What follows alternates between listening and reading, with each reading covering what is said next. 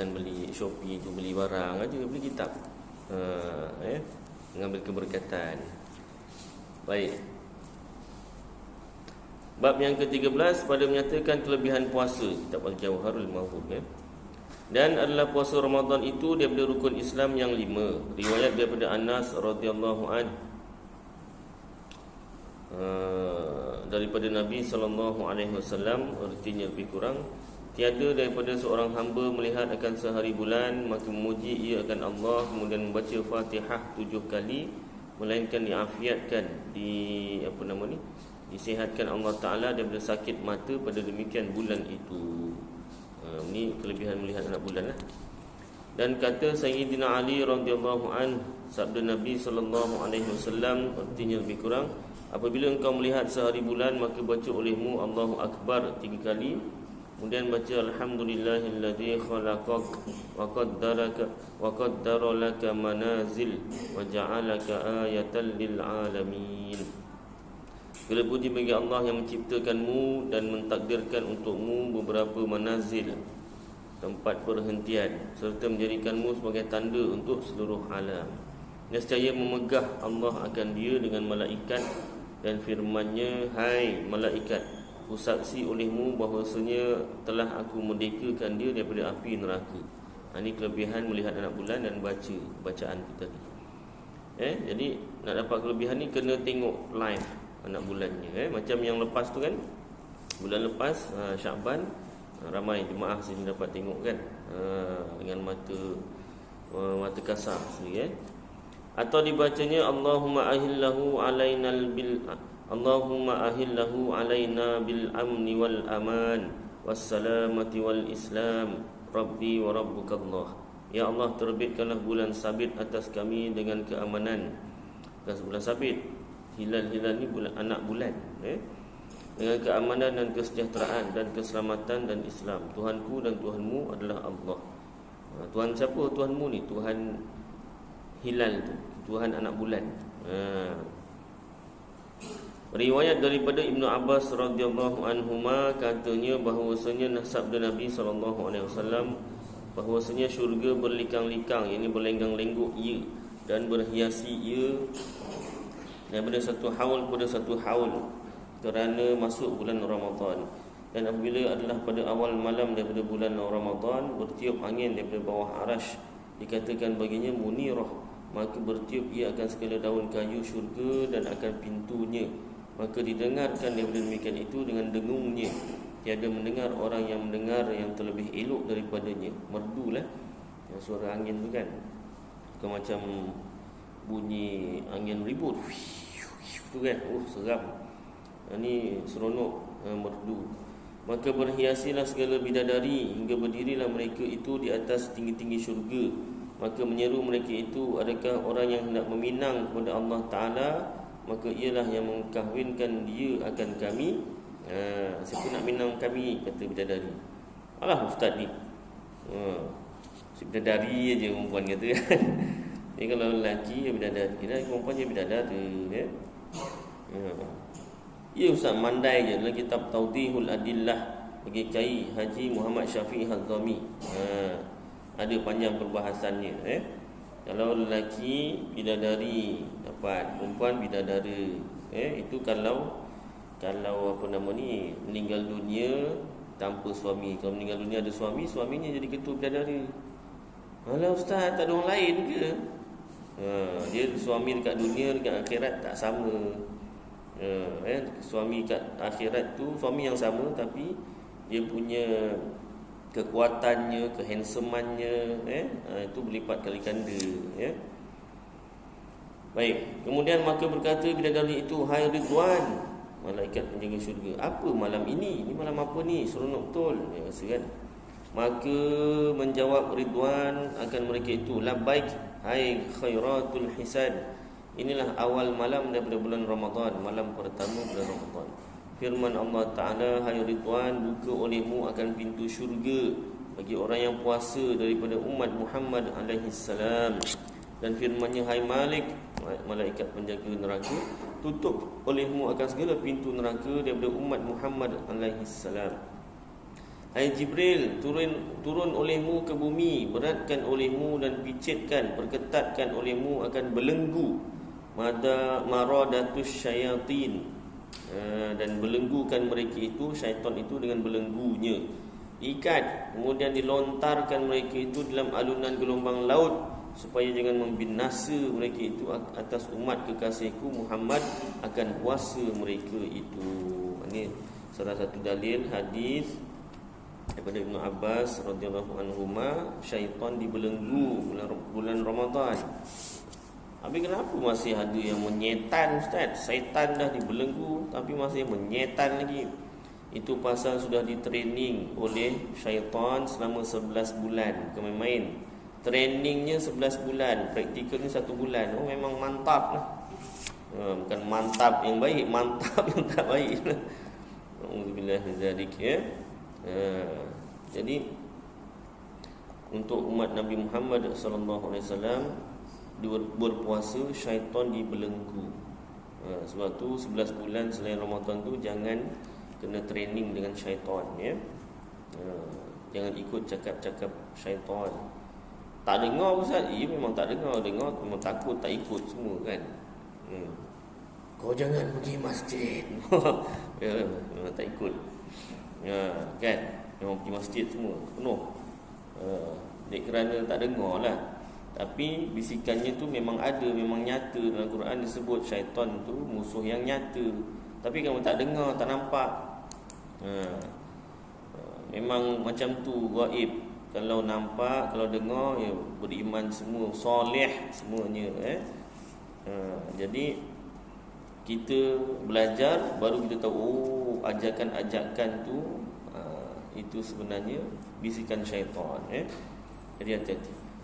Habiskan sikit. Maka firman Allah Ta'ala pada tiap-tiap malam daripada bulan Ramadan 3 kali. 3 kali Allah Ta'ala firmankan, adakah daripada orang yang meminta maka aku berikan dia. Minta apa? Allah Ta'ala berikan. Mintalah. Minta beza boleh Ustaz? Beza 1.0 apa ni? Beza 1.0 auto apa ni? Besarlah sikit. Oh, kalau kita minta MERS BMW, tak cukup besar, minta yang lagi besar, iaitu alam akhirat lah, syurga, jauh daripada neraka. Oh, dunia tak boleh minta? Boleh juga, tapi rugilah. Dunia minta juga, akhirat pun minta, minta, insya-Allah. Adakah daripada orang taubat maka aku terima taubatnya? Itu apa nama, minta kereta tu apa nama ni, depan apa nama ni, depan bini tak kereta, belakang bini minta lain. Minta apa? Minta 2 buah kereta. Oh, 2 buah kereta. Minta rumah. Rumah tak apa bang, jangan rumah bang, ya, kalau rezeki, kan. Baik, sambung. Kita panjang tu. Adakah daripada orang taubat maka aku terima taubatnya? Allah Ta'ala offer 3 kali setiap malam bulan Ramadan. Siapa yang nak taubat, Allah Ta'ala terima. Tapi taubat mesti 3 lah syarat. Yang pertama menyesal, yang kedua meninggalkan dosa tersebut ketika taubat dan berazam tak nak buat lagi. Kalau dosa tersebut berkaitan dengan manusia, wajib minta maaf atau pulangkan haknya. Kalau tak dapat pulangkan haknya, dah hilang ataupun tak dapat jumpa orangnya ataupun tak kenal dan sebagainya lah, susah, istighfar, mintakan ampun untuk orangnya. Tak kenal pun orang, Ustaz. Allahumma ghafir lana dhunubana wa liwalidina warhamhum kama rabbawna shighara. Tambah wali ashabil huquqi alaina wa li ashabil huquqi alaina, dan ke atas orang-orang yang mempunyai hak ke atas kami. Kalau dosa tersebut berkaitan meninggalkan solat fardu, solat fardu tanpa uzur tinggalkan, maka wajib qada. Jadi siapa minta taubat, Allah Ta'ala ampunkan, Allah Ta'ala terima taubatnya. Adakah orang yang minta ampun maka aku ampunkan dia? Minta ampun, Allah Ta'ala ampunkan. Kemudian seru yang menyeru, siapa hendak menghutangkan orang yang kaya tiada apa-apa. Kita ni di offer hutang kepada orang yang tak pernah apa, tak pernah miskin. Allah Ta'ala lah, bukan orang, Allah Ta'ala lah. Di offer loan, loan, tapi loannya tu bukan duit lah. Loannya tu bukan duit. Dan dikendaki dengan hutang itu amal ibadah dan amat menyempurna membayarnya, tiada zalim. Bukan kita hutang Allah Ta'ala. Allah Ta'ala nak berhutang dengan kita. Tapi Allah Ta'ala bayar bukan dengan duit, bayar dengan ganjaran lah. Jadi kita kena buat amal ibadat, dapat ganjaran yang besar. Dan bagi Allah Ta'ala pada tiap-tiap hari daripada bulan Ramadan, tak kala berbuka puasa, masa nak buka puasa tu, 1000-1000 pemerdekaan daripada api neraka. Padahal sekaliannya telah wajib azabnya. Dari segi syariat, orang ni memang masuk neraka dah ni, tapi dia puasa waktu berbuka, dia dapat puasa sampailah waktu berbuka puasa. Kelebihannya dimerdekakan daripada api neraka. Dan apabila adalah pada hari Jumaat dan malamnya, Khamis malam Jumaat. Jadi Khamis malam Jumaat dan hari Jumaatnya tu dimerdekakan pada tiap-tiap saat.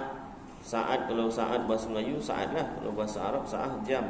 Daripada 1000 juta, 1 juta pemerdekaan daripada api neraka. Padahal telah wajib bagi mereka itu neraka. Maka apabila adalah pada akhir hari daripada bulan Ramadan, dimerdekakan hari itu dengan 9 bilang orang yang dimerdekakan daripada awal bulan hingga akhir. Masya Allah. Jadi memang kelebihan puasa tu sangat banyaklah, sangat besar. Rugilah yang tak puasa. Jadi marilah kita menunaikan ibadat puasa dengan bersungguh-sungguh. InsyaAllah mudah-mudahan apa kita amalkan dan sampaikan. Cara nak bersungguh-sungguh puasa macam mana? Belajar ilmu tentang puasa. Ini kita ulang kaji ni, dah belajar ulang kaji. Yang paling susahnya apa? Dah belajar dah, tapi susah nak diamalkan. Apa dia? Buka tu tunggu 3 minit. Ya Allah, ya Rabbi ya Karim. Bukan main susah 3 minit macam 3 jam. Padahal daripada pagi sampai petang tu boleh je tahan. Nak tahan lagi 3 minit. Ya Allah, ya Rabbi ya Karim. Kan? Satu dunia dah buka Ustaz. Amboi, satu dunia. Macam sama pula waktu bukanya satu dunia, kan? Baik, jadi mudah-mudahan kita doa supaya Allah Ta'ala mempermudahkan kita mengamalkan puasa dengan sempurna. Yang tunggu 3 minit tu bukan sempurna tu, itu nak tunggu betul-betul sah puasa. Andai kata tak tunggu 3 minit, kan, rupanya akhirnya dapat tahu rupanya belum masuk waktu, batal puasa. Pasal apa? Asal masalah masih siang. Itu kan berbeza dengan, itu kan kita dah ulang kaji tu kan, berbeza dengan suhur. Kalau suhur kita makan yang kan belum subuh, rupanya dah subuh, itu dimaafkan. Pasal apa? Asal masalahnya masih malam. Jadi jangan rasa rugilah nak tunggu 3 minit tu. Senang cerita tunggu azan habis lah. Dia sebenarnya tak sampai azan habis. Azan dalam 4 minit ada rasa kan. Tengoklah azan ni panjang pendek. Jadi 3 minit, katalah Bilalnya azan awal, dia tak tunggu 3 minit baru azan kan. Jadi start je azan tu bacalah doa. Doa apa sah? Doa buka puasa. Doa buka puasa selepas puasa. Selepas buka puasa, bukan sebelum buka puasa. Ya Ustaz, ya. Dan kita Arab lupa, kita Arabnya apa lupa lagi nak semak tu kan. Doa Allahumma lakasumtu wa bika amantu. Dia yang paling ringkas apa? Allahumma lakasumtu wa bika amantu wa ala rizqi aftartu. Itu je 3 yang ringkas. Nak tambah-tambahlah. Itu yang paling ringkas. Bila nak dibacanya? Selepas berbuka puasa. Selepas berbuka puasa. Alah, orang satu dunia baca sebelum buka puasa. Satu dunia lagi. Dia main satu dunia dia. Dalilnya senang aja. Satu dunia dah buat kan. Kitab cakap macam mana? Habis Ustaz dulu macam mana? Ya, saya dulu tak. Kita kan tak sempurna, baru dapat sikit-sikit ilmu kan. Bukannya sekelepu ilmu tu kan. Saya pun dulu sebelum buka puasa lah, daripada kecil sampai besar. Rupanya kitab lepas buka puasa baru baca. Takut terlupa Ustaz? Tak, kalau takut terlupa, buka puasa sikit, baca terus dah. Yang paling bagus macam mana? Guru saya ajar. Dengar azan, okey, tunggu 3 minit. Sementara tunggu tu zikir ke doa ke? Doa lah apa-apa. Doa apa-apa, bukan doa buka puasa, tak, doa lain. Doa apa-apa, kan? Yang kena banyakkan apa? Allahumma innaka afuwun tuhibbul afwa fa'fu anna ya karim. Ulang banyak kali pun boleh. Allahumma inna nas'alukal jannah wa na'udzubika min sakhatika wan nar. Boleh juga tambah lagi. Subhanal malikil quddus subuhun quddusur rabbuna wa rabbul malaikati war ruh. Kemudian tambahlah doa bahasa Melayu, tak apa. Yang jauh jauh lah. Ya Allah, aku enang yo poki ni kan. Aku arah iki ya Allah, ya Allah, aku arah gedi ya Allah, apa benda lah. Yang gedi ke, biasa gedi lah dengan cilik pula kan. Minta bahasa Melayu, yang Arab Arab. Yang Melayu, yang Jawa Jawa, yang Bugis Bugis. Ya Allah, mandrai aje lah saya tahu. Mandrai aje saya tahu. Apa kan? Minta. Cukup 3 minit. Kalau lebih, tak apa, lebih minta banyak sikit kan. 3 minit cukup lah, maksimum 3 minit lah. Kalau susah sangat, catat masa alam tu kan. Tak nak lebih, buat alam. Tenet ada amin, ada apa kan? Makan. Jangan lupa baca doa makan, doa sebelum makan. Allahumma barik lana fima razaqtana wa qina azabannar. Paling kurang. Tambah lagi bismillahilladzi la yadurru ma'asmihi syai'un fil ardi wala fis samai wa huwas samiul alim. Itu sebelum makan. Doa sebelum makan tu memang sebelum makan. Doa buka puasa itu selepas buka puasa. Lepas dah doa dah sampai 3 minit masuk waktu tu, jam nak guna jam apa? Guna jam sirim. Tuan-tuan di internet type jam sirim, keluar nanti jam sirim. Itu waktu yang tepat lah setakat ni, waktu Malaysia. Malaysia. Waktu yang tepat Malaysia jam sirim. Sirim tu bukan cek barang elektrik aja, jam dia tu ada jam sirim. Jadi saya ikut radio dah pernah ada salah. Saya ikut TV, radio TV lebih kurang tu, jangan. Tapi lagi satu, kalau TV ni kawasan Kuala Lumpur dan waktu sekitar punya, yang sama waktu dengannya. Kalau kita Johor Bahru tak sama, kan.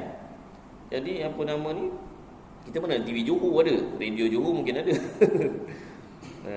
Jam sirim, tengok, tambahkan kata 7.19 tambah 3 minit, jadi 7.22. Jangan salah tambah pula. Semua nak tambah. Kalau tak confuse, kalkulator tu ada kat handset tu, semua kat handset tu kan ada tulis. Set alarm. Dia jangan setiap hari yang sama waktunya, dia setiap hari lain-lain berubah. Jadi untuk satu hari sahaja. Kita tengok waktu. Dah 3 minit makan. Kan? Ambil minum air dan kurma dulu. Kurma 1 biji, minum air. Dah. Lepas tu baca doa berbuka puasa. Allahumma lakasumtu wa bika amantu ala rizqa aftartu. Komo-komo sembahyang maghrib. Lepas sembahyang maghrib baru makan sambung balik. Itu yang guru saya ajarlah. Yang menurutnya kira paling baiklah untuk menjaga puasa dan juga menjaga sembahyang. Dia kalau dah melantak tu, tak ada maknanya nak berhenti 10 minit. Saya lah. Tuan-tuan mungkin boleh. Kalau dah pizza tu kan, 8 keping, saya separuh keping je Ustaz, lepas tu saya sembahyang. Itu awak. Saya tak boleh, masa dah sekeping tu kena habiskan sekeping. Dah satu hari tak makan, jumpa pizza, nak berhenti sekeping, setengah keping, memang tak lah. Jadi biarlah kurma dengan air masak dulu, sembahyang. Saya kalau macam tu saya tak khusyuk Ustaz, nanti saya teringat makanan. Itu awak, saya ni dah makan melantak, sembahyang pun teringat lagi makanan. Jadi sama je. Dan itu saya lah. Orang kata kita kena makan Ustaz, nanti masa sembahyang teringat-teringat, barulah apa lagi kan. Tak khusyuk. Itu awak. Kalau awak macam tu silakan. Tapi saya ni dah makan kenyang ni, dah tak boleh makan dah, duduk dah ni, semayang. Masih teringat makanan. Lagi pula mulut. Tu kan. Masih teringat. Jadi macam saya, biarlah kurma air masak, kemudian semayang, kemudian hantarlah.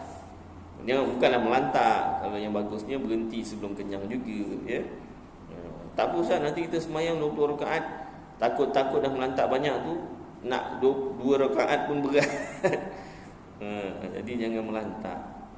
Biarlah orang kata mentong. Mentong, jauh kata mentong apa? Ulang makan. Makan sikit, yang nanti lepas tarawih makan lagi sikit kan. Baik. Jadi itu cadangan, cadangan daripada guru saya untuk memudahkan, buat alhamdulillah, tak buat tak apa, tak masalah, tak wajib. Cuma kalau boleh biar confirm masuk waktu maghrib.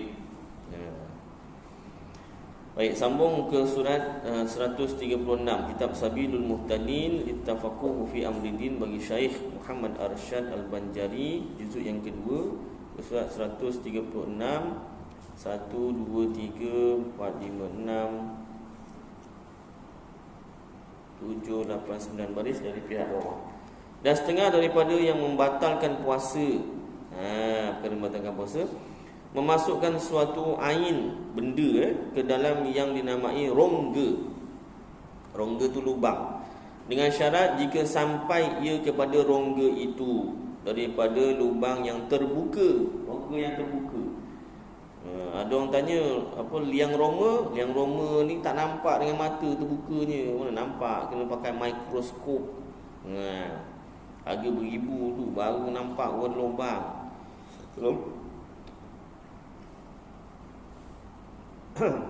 Mata biasa tak nampak.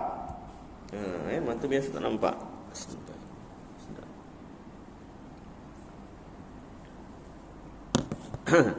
Jadi tak dikira. Yang Roma tak dikira lah.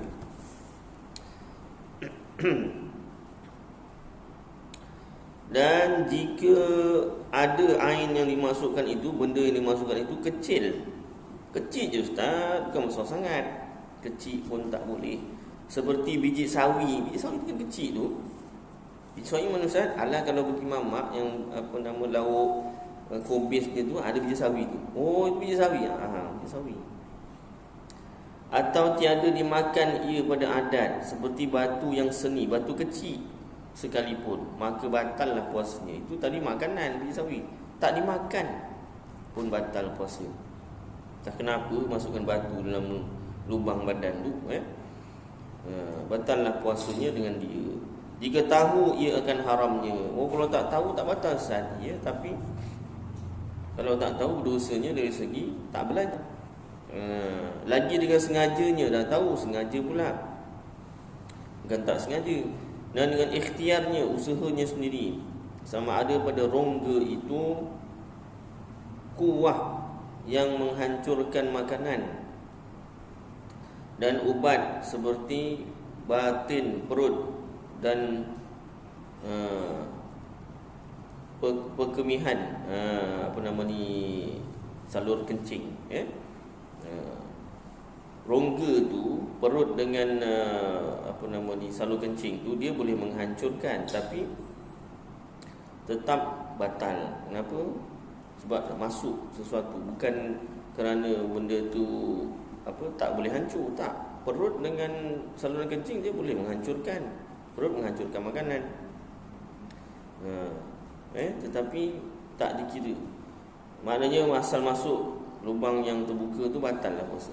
Dan batin otak, dalam otak, atau tiada baginya kuah kuasa menghancurkan makanan, dan ubat seperti batin telinga dan batin lubang zakar atau faraj dan lubang hujung susu, maka batallah puasa dengan makan dan minum. Tadi semua batal. Dan batallah puasa dengan makan batallah puasa, dan minum batal puasa, dan memasukkan sa'ut ke dalam otak, dan memasukkan haknah. Lupa apa makna dia. Ada catat tak Rahman? Tak dia. Searab. ke dalam perkemihan, kemihan selalu kencing, atau masukkan suatu ubat atau lainnya kepada batin luka jaifah, iaitu luka yang terus ke dalam rongga.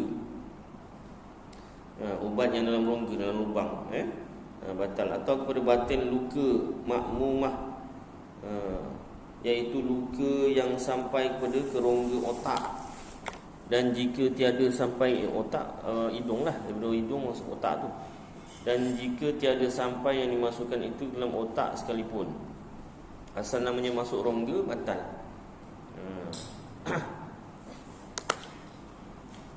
Dan demikian lagi, itu sebab kalau cucuk dekat kulit tak batal, sebab dia bukan rongga. Injection tu kan, asal dia bukan rongga. Dan demikian lagi batal puasa jika dititipkan atau titipkan air, dititikkan air atau minyak atau barang sebagainya pada batin lubang telinga, batal. Dan lubang susu dan lubang zakar, dan jika tiada terlampau hasyafah dan hujung susu sekalipun, jangan masukkan, titikkan air, walaupun titikkan air. Lubang telinga, lubang susu. Mata, Ustaz, mata dia bukan rongga terbuka. Mata mana lubang, dia ada ruang-ruang dia, tapi dia bukan terbuka. Kena biji mata tu kena keluarkan baru terbuka. Mana ada biji mata dikeluarkan, tak. Jadi tak dikira terbuka. Jadi kalau titik aimor ke apa tu tak batal. Dan demikian lagi batal puasa jika dimasukkannya hujung jari pada dubur. Dah kenapa? Gatal, Ustaz. Buang air besar tak cibuk betul, dah gatal. Gatal ni belah dalam pula tu. Kalau luar tu boleh garu-garu gitu aja. Dubur atau faraj hingga terlampau daripada had yang wajib membasuhi dia tatkala istinja. Kita pun tak dapat nak tahu dia punya sempadan betul, tepat. Jadi hati-hati. Biasa kalau istinja, memang kalau kita cebok buang air besar tu, kita korek sedikit bahagian lubang. Tapi masa bulan puasa, guru saya ajar, kita jangan masukkan ujung jari. Katalah ni lubang punggung. Tuan-tuan tengok nak bayangkan boleh tak? Bayangkan sekali lah. Bayangkan. Ni lubang punggung, ni jari kita. Kalau biasa kita kalau selain bulan puasa kita istinja, boleh korek sedikit. Memang disuruh korek sedikit, tak apa.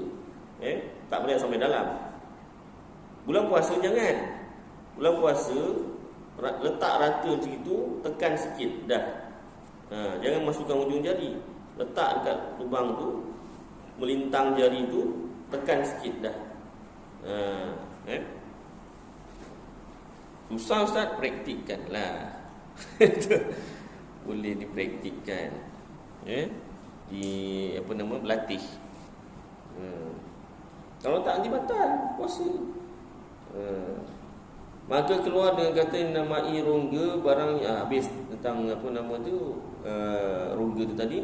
Yang tak masuk rongga apa? Barang yang tiada dinamakan rongga, iaitu seperti dalam sumsum. Sumsum tulang rambut. Dan di dalam daging peha. Maka jika mengubati seorang akan lukanya yang pada betisnya atau pada betis pehanya, maka sampai ubat itu ke dalam sumsum betisnya, atau ke dalam daging pehanya, maka tiadalah batal puasanya dengan dia. Kena ubat injek lah banyak bulan puasa ni. Ya, harap-harap tak sakit lah. Dan demikian lagi jika dicucukkannya jarum besi umpamanya ke dalam daging pehanya, tiadalah batal puasanya. Itu tak batal, kerana tiada di sana rongga yang nampak, tak ada. Dan jikalau menikam seseorang akan dirinya dengan sikin apa, pisau umpamanya, kenapa tikam di sini itu, atau menikam akan dia orang yang lain dengan izinnya. Kau tikam aku? Ini contoh lah, tak tahu kenapa ni. Maka sampai sikin itu ke dalam rongganya, atau dimasukkannya kayu atau sebarang sebagainya ke dalam lubang zakarnya atau telinganya, maka sampai ia kepada batinnya, batallah puasanya. Kalau yang kira terbuka, batal dengan dia. Dan keluar dengan kata lubang dubur yang terbuka, barang yang sampai kepada rongga daripada lubang yang tiada terbuka, maka tiada batal puasa dengan berminyak jika meresap minyak pada segala lubang pohon roma. Minyak masuk dalam lubang liang roma kita, tak batal pasal dia bukan terbuka. Dan minyak rambut, dan dirasanya akan minyak itu sampai kepada rongganya sekalipun. Macam tadi kalau yang biasa ni aimo masukkan dekat mata, dia terasa sampai ke tekak tu kadang, pahit-pahit tu kan, tak batal sekalipun, kerana tiada dimasukkannya kepada rongganya daripada lubang yang terbuka. Dia bukan masukkan daripada rongga terbuka, dia masuk daripada tempat lain. Dan demikian lagi tiada batal puasa dengan bercelak. Dan jika didapatnya warna celak pada ludahnya, dia pakai celak, celak hitamnya tu meresap sampai ke lidah. Mana tak hitam ni? Ni celak tadi ni. Batal tak? Tak batal. Pasal apa? Dia masuk daripada bukan rongga terbuka. Dan dirasanya rasa celak pada rongkongnya, pada rongkongannya sekalipun. Kenapa? Kerana tiada lubang yang terbuka pada matanya hingga rongkongannya. Maka iaitu seperti minyak yang meresap pada segala lubang pada pohon roma rambut juga. Baik, Azan dia sambung sikit.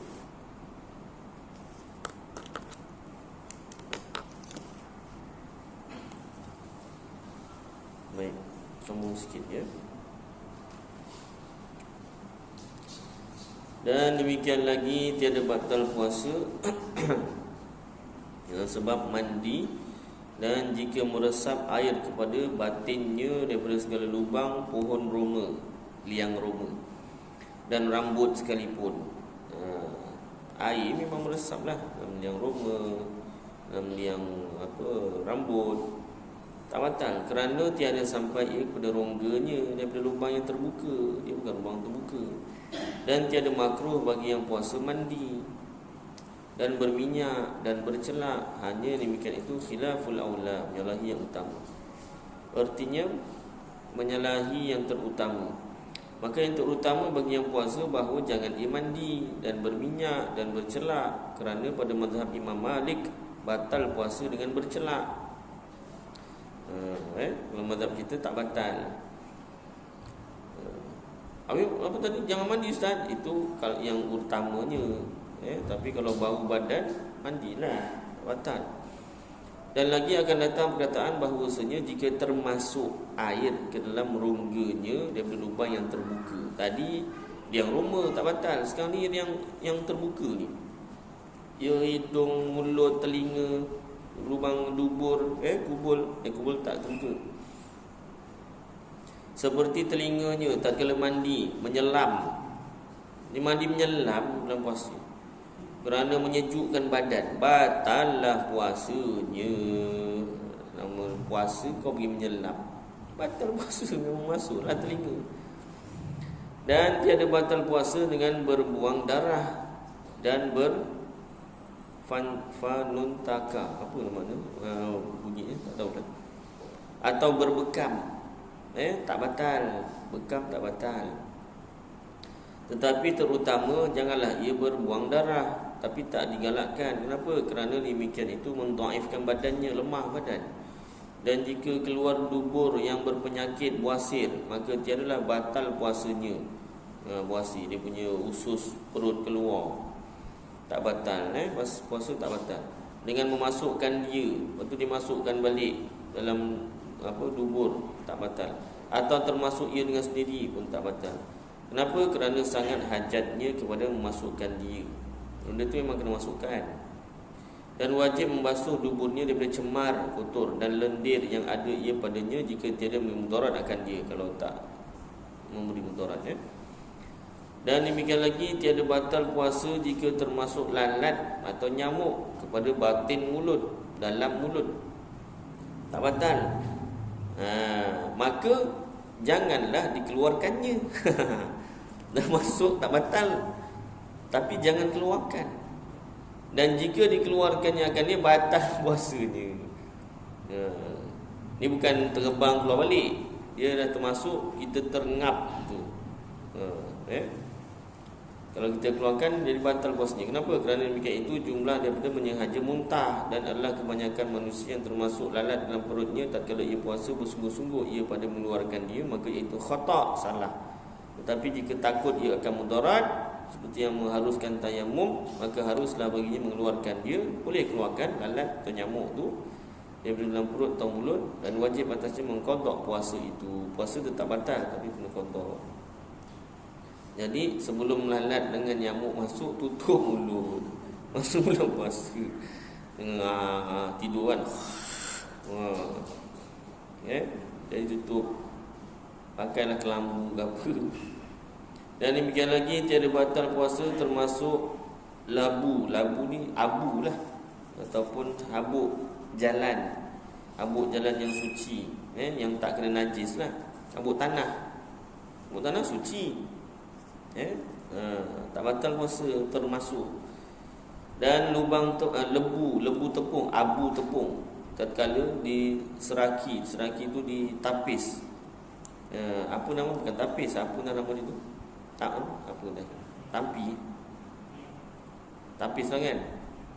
Apa dah nama khas dia tu kan? Dia penapis halus tu kan. Dia ada istilah dia tu. Apa dah. Sama ada ia sedikit atau banyak. Tempahan kuih kan. Orang tempah kuih tat gitu kan. Mak mentua saya pandai buat kuih tat. Saya tak tahu nama dia, keluarga lain, kawan-kawan lain. Bapa mentua saya namanya Man. Jadi kawan-kawan dia banyak nama Man juga. Jadi kawan yang lain, Man mana ni? Alah Man mana? Man tat. Kuih tat. Dah jadi melekat begitu kan. Kalau boleh jangan dirapatkanlah man dengan tatnya tu kan. Lain maknanya. Baik, sambung balik sini ceritanya. Jadi buat kuih tepung, abu-abu apa debu tepung tu masuk mulut, tak batal puasa. Kenapa? Kerana sukar memelihara daripadanya. Tetapi jika disengajanya membukakan mulutnya, memang dah hingga masuk labu itu atau abu ataupun dipanggil serbuk tepung tu ke dalam mulutnya, maka batal lah puasanya. Kalau cikgu sengaja, ya batal lah. Jika ada abu itu banyak dan jika ia sedikit pada uruf, maka tiada batal puasanya. Kalau banyak, batal. Sikit, tak batal. Yang selamat, dia jangan buka mulut lah. Dia bukan buka mulut, dia bercerita. Bercerita tak ada masalah. Jangan bercerita keburukan orang. Dah jadi mengumpat. Dah buka puasa dah macam tu. Dari segi fikir tak buka puasa lah. Dari segi tasawuf, awak dah makan daging saudara awak. Dari segi tasawuf, alam gaib, awak dah berbuka puasa dah makan daging saudara awak. Jadi jangan sambil-sambil buat kuih tu cerita keburukan orang. Alah ustaz ni artis bukan orang ke? UFO pun makhluk asing pun makhluk juga kalau kita mengumpat, tak? Jadi kalau tujuan pengajaran tak apa, tapi kena adalah pengajarannya apa.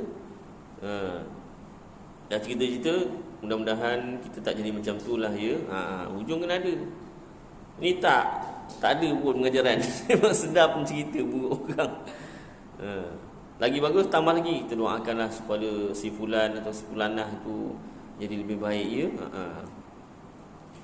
Sebab kalau tak diceritakan tak tahu apa nak didoakan. Jadi cerita dan doakan dan ambil pengajaran, barulah tak jadi mengumpat. Baik, kata Sahibul Anwar, pengarang kitab Al-Anwar, dan kalau dibukakan mulutnya di dalam air, maka masuk air ke dalam perutnya, batallah puasanya. Kerana tiada disukarkan melihara daripadanya. Tutuplah mulut ataupun janganlah selam. Dan jika dihantarkan suatu ke dalam mulutnya dengan sengajanya, kerana gharad, ada kepentingan lah. Kemudian maka diperlannya, ditelan akan dia dengan lupanya, tu lupa, tiada batal puasanya. Lupa tak lupa ni antara dia dengan Allah Ta'ala, kita jangan tuduh. Ya ke kau lupa? Jangan tuduh. Kecuali anak kita, kan, kita tahu perangai dia. Kalau tertelan ayah, mungkin sekali boleh percaya.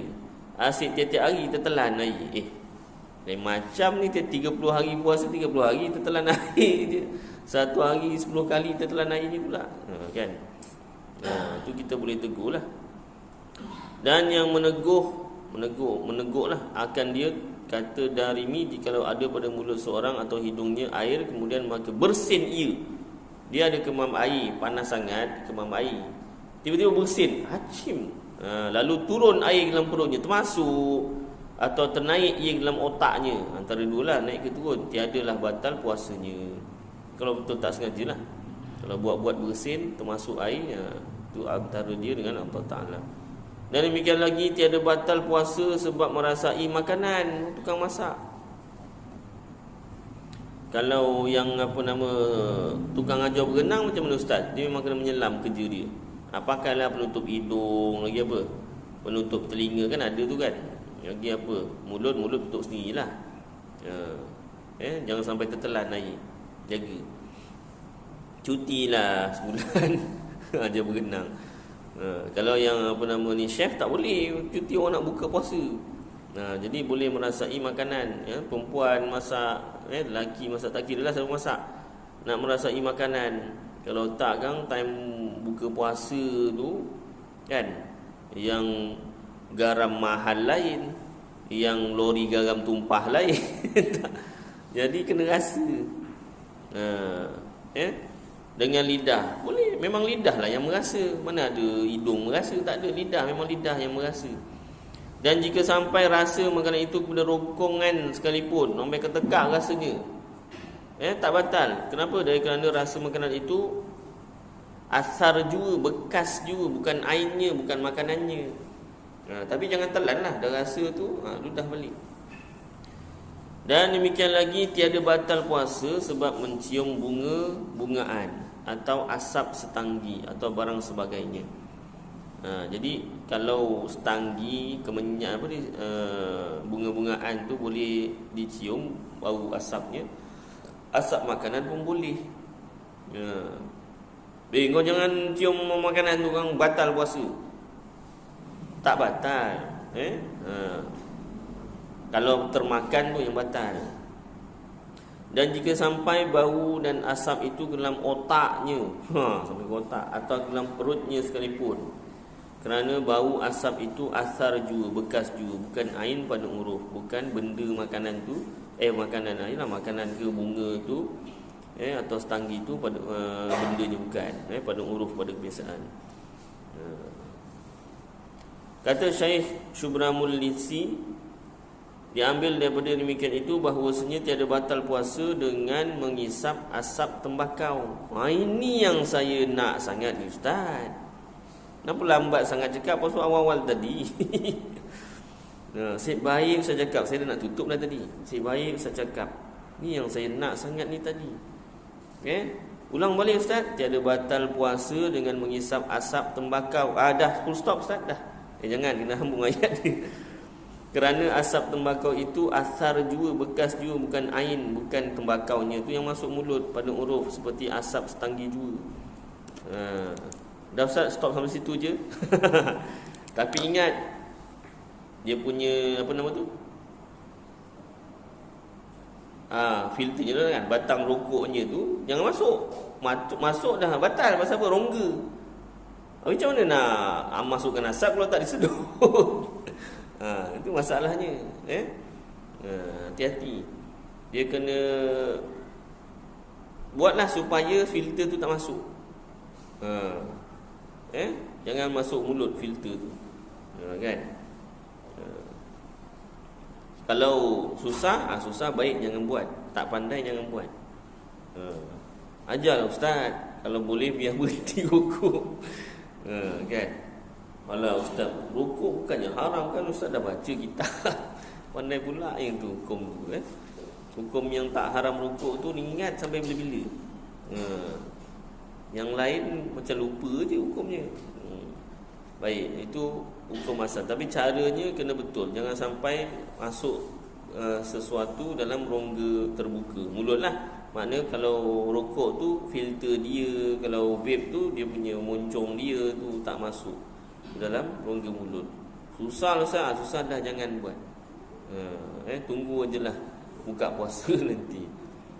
Mana puas ukur kalau asapnya je masuk, dia punya puntung tak rasa kat mulut. Dia mesti mau rasa tu masuk tu baru puas tu kan. Setakat asap je. Boleh macam mana? Hidup aku asap yang keluar tu kan tak ada filter lah. Dia tak puas lah. Tak puas nanti tunggu buka puasa. Tunggu buka puasa. Itu mau gitu kan. Asap yang terbakar nak penuhkan mulut tak penuh-penuh. Kan. Baik. Itu hukum asap batal. Tapi kalau isap, cara isapnya salah, batal. Masukkan sesuatu dalam rongga terbuka. Baik, cukuplah. Panjang kan ada hukum lain lagi ni Kang. Cukuplah kadar ni. Mudah-mudahan saya doakan supaya kita dipermudahkan menjalani ibadah puasa insya-Allah dengan sempurna dan dan sempurnalah.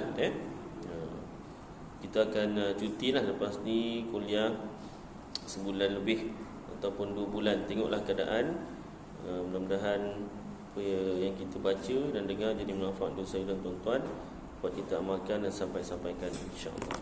Aku qouli hadza wa astaghfirullahal azim li wa lakum wa lisairil muslimina wal muslimat wal mu'minina wal mu'minat fastaghfiruh wa ya fawzal mustaghfirin wa ya najatat taibin.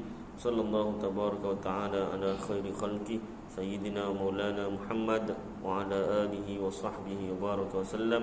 Subhana rabbika rabbil izzati amma yasifun wa salamun alal mursalin walhamdulillahi rabbil alamin. Kita baca selawat sama-sama. Allahumma salli ala Muhammad wa ala ali Muhammad kama sallaita ala Ibrahim wa ala ali Ibrahim wa barik ala Muhammad wa ala ali Muhammad kama barakta ala Ibrahim wa ala ali Ibrahim fil alamin innaka Hamidum Majid. Wassalamualaikum warahmatullahi wabarakatuh.